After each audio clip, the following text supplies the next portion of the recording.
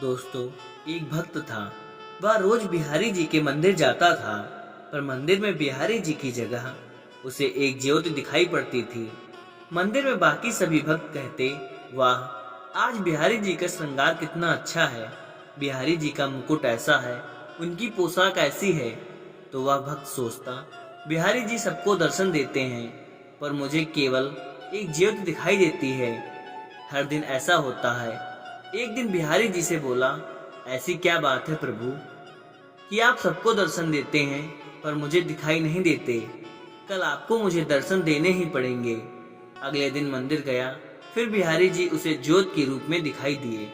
तब वह बड़े गुस्से में बोला, बिहारी जी, अगर कल मुझे आपके दर्शन नहीं हुए तो मैं यमुना जी में डूबकर मर जाऊंगा।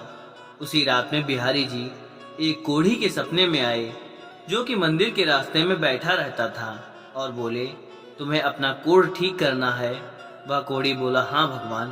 तब भगवान बोले, तो सुबह मंदिर के रास्ते में एक भक्त निकलेगा, तुम उसके चरण पकड़ लेना और तब तक मत छोड़ना जब तक वह ये न कह दे कि बिहारी जी तुम्हारा कोढ़ ठीक करें। अगले दिन वह कोढ़ी रास्ते में बैठ गया, और जैसे ही वह भक्त निकला उसके चरण पकड़ लिए और बोला, पहले आप कहो कि मेरे कोढ़ ठीक हो जाए। वह भक्त बोला, मेरे कहने से क्या होगा, आप मेरे पैर छोड़ दीजिए।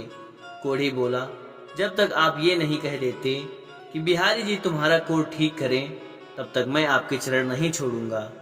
भक्त वैसे ही चिंता में था कि बिहारी जी दर्शन नहीं दे रहे, ऊपर से ये कोढ़ी पीछे पड़ गया।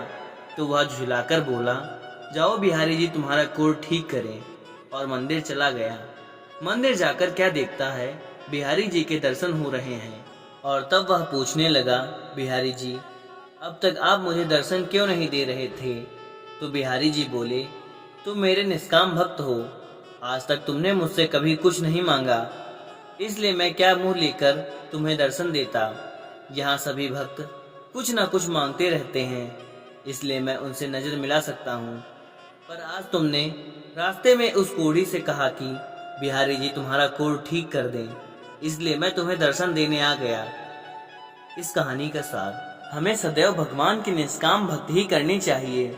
भगवान की भक्ति करके ये संसार के ही भोग सुख ही मांगे तो फिर वह भक्ति नहीं, वह तो सौदेबाजी है। दोस्तों, अगर वीडियो अच्छी लगी हो तो एक लाइक शेयर जरूर करें। धन्यवाद।